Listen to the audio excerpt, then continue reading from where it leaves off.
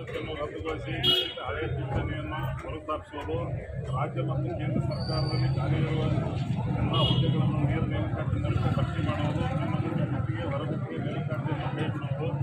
ಪ್ರಸ್ತುತ ರಾಜ್ಯ ಸರ್ಕಾರದ ವಿವಿಧ ಇಲಾಖೆಗಳಲ್ಲಿ ಕಾರ್ಯನಿರ್ವಹಿಸುತ್ತಿರುವ ಎಲ್ಲ ಗುತ್ತಿಗೆ ಹೊರಗುತ್ತಿಗೆ ಅತಿಥಿ ನೌಕರರಿಗೆ ಸೇವಾ ಭದ್ರತೆ ಒದಗಿಸುವುದು ಹಾಗೂ ನೇರ ನೇಮಕಾತಿಯಲ್ಲಿ ಇವರುಗಳಿಗೆ ಪ್ರಾತಿನಿಧ್ಯ ಕಲ್ಪಿಸುವುದು. ರಾಜ್ಯ ಸರ್ಕಾರದ ಎಲ್ಲ ಇಲಾಖೆಗಳ ಹಂತ ಮತ್ತು ನೇಮಕಾತಿ ನೀತಿಗಳನ್ನು ಪರಿಶೀಲಿಸಿ ಜ್ಯೇಷ್ಠತೆ ಆಧಾರದ ಮೇಲೆ ಪದೋನ್ನತಿಗಳನ್ನು ಕ್ರಮಗೊಳಿಸುವುದು. ಶಿಕ್ಷಕರ ಹುದ್ದೆ ಭರ್ತಿ, ವರ್ಗಾವಣೆ, ಸೇವಾ ಜ್ಯೇಷ್ಠತೆ, CNR ಪರಿಷ್ಕರಣೆ ಸಮಸ್ಯೆಗಳನ್ನು ಬಗೆಹರಿಸಿ ಸರ್ಕಾರಿ ಶಾಲೆಗಳನ್ನು ಉಳಿಸುವುದು. ಆಡಳಿತ ಸುಧಾರಣಾ ಆಯೋಗ 2ರ ನೌಕರ ವಿರೋಧಿ ಶಿಫಾರಸುಗಳನ್ನು ಕೈಗೊಳ್ಳುವುದು ಮತ್ತು ಸಾರ್ವಜನಿಕ ಉದ್ಯಮಿಗಳನ್ನು ಖಾಸಗೀಕರಣಗೊಳಿಸುವುದನ್ನು ಹೆಚ್ಚಿಸುವುದು. ಲಾಕ್ಡೌನ್ ಸಮಯದಲ್ಲಿ ಹುಟ್ಟುಗಳು ಆಗಿಕೊಂಡಿರುವ ಕುರ್ಚಿ ಭತ್ಯೆಯನ್ನು ಕೂಡಲೇ ಬಿಡುಗಡೆಗೊಳಿಸುವುದು. ಯಾವುದೇ ವಿಚಾರಣೆಯಲ್ಲಿ ಅಧಿಕಾರಿ ನೌಕರರ ಸೇವೆಗಳಿಂದ ಹೊರಗೊಳಿಸಲು ಅವಕಾಶ ಕಲ್ಪಿಸುವ ಸಂವಿಧಾನದ ವಿಧಿ 310 AB ನಿಯಮಾನುಸಾರ 5 ವರ್ಷಕ್ಕೊಮ್ಮೆ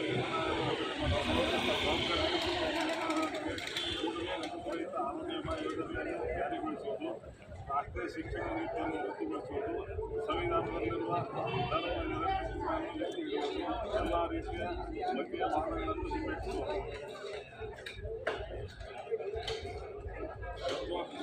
ನಮ್ಮ ಜಿಲ್ಲಾಧಿಕಾರಿಗಳು ಬಂದಿದ್ದಾರೆ, ಅವರಿಗೆ ನಾವು ಸ್ವಲ್ಪ ತಲೆಗಿಡ್ರಿ.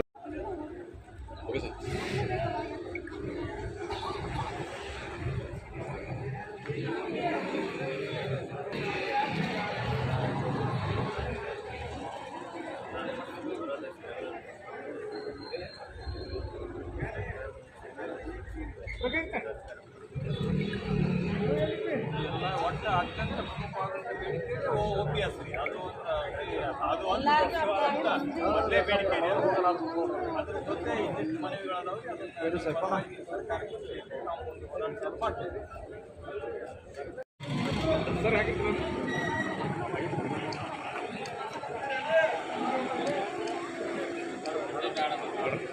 ಜಿಲ್ಲಾ ಘಟಕ ವಿಜಯಪುರ ಹಾಗೂ ವಿಭಾಗ ಮಟ್ಟದಿಂದ ಈ ಒಂದು ರಾಷ್ಟ್ರ ಮಟ್ಟದಲ್ಲಿ ಇರುವಂಥ ಕಾರ್ಯಕ್ರಮವನ್ನು ನಾವು ವಿಜಯಪುರದಲ್ಲಿ ನಮ್ಮ ಒಂದು ಸಂಘಟನೆ ಮೂಲಕ ಜಿಲ್ಲಾಧಿಕಾರಿಗಳಿಗೆ ಹಲವು ವಿವಿಧ ಬೇಡಿಕೆಗಳನ್ನು ಈಡೇರಿಸುವ ಸಲುವಾಗಿ ಮನವಿಯನ್ನು ಸಲ್ಲಿಸಲಾಯಿತು.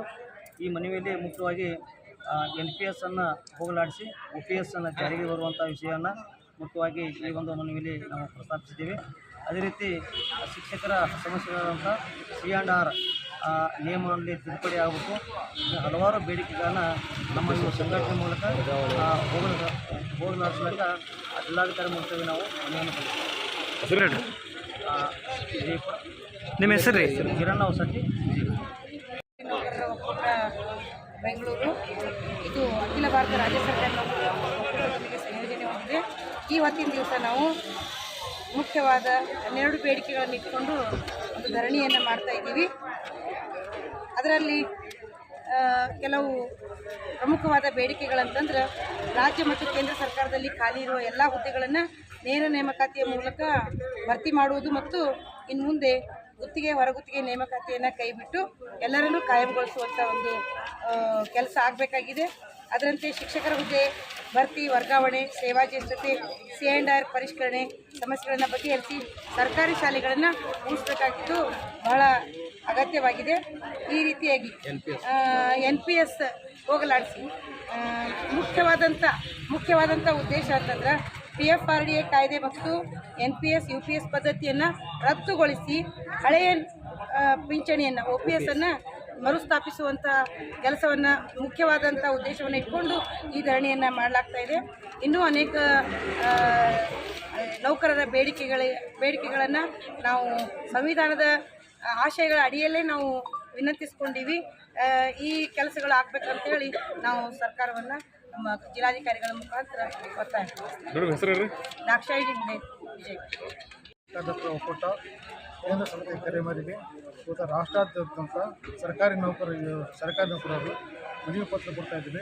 ನಮ್ಮ ಸರ್ಕಾರಿ ನೌಕರ ಪ್ರಮುಖವಾದ ಬೇಡಿಕೆ ಅಂತಾರೆ ಇದು NPS ರದ್ದಾಗಬೇಕಂತೇಳಿ. PFRDA bill, pension fund development regulatory authority bill ಇದು ಏನಪ್ಪ ಅಂತಂದರೆ ಈ ಬಿಲ್ ರದ್ದಾಗದಿದ್ದರೆ ಸರ್ಕಾರ ನೌಕರಿಗೆ ಭಾಳ ತೊಂದರೆ ಆಗ್ತಾ ಇದೆ.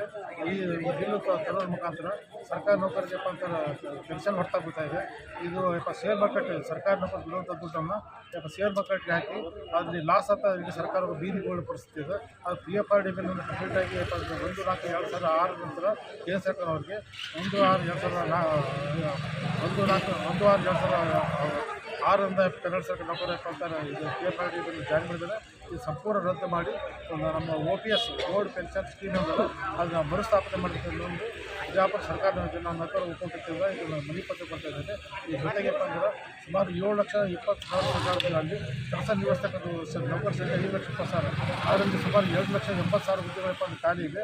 ಆ 2,80,000 ಕೂಡಲೇ ಭರ್ತಿ ಮಾಡೋದು ಇದರಿಂದ ಖಾಲಿ ಇರ್ತಕ್ಕಂಥ ಉದ್ಯೋಗಗಳಪ್ಪ ಈ ಪ್ರಸ್ತುತ ಸರ್ಕಾರ ನೌಕರಿ ಕೆಲಸ ಮಾಡೋದ್ರಿಂದ ಸರ್ಕಾರ ನೌಕರಿ ಆರೋಗ್ಯ ಸಮಸ್ಯೆ ಆಗ್ತಾ ಇದೆ, ಹಾರ್ಟ್ ಅಟ್ಯಾಕ್ ಆಗ್ತಾ ಇದೆ, BP ಶುಗರ್ ಬರ್ತಾ ಇದೆ.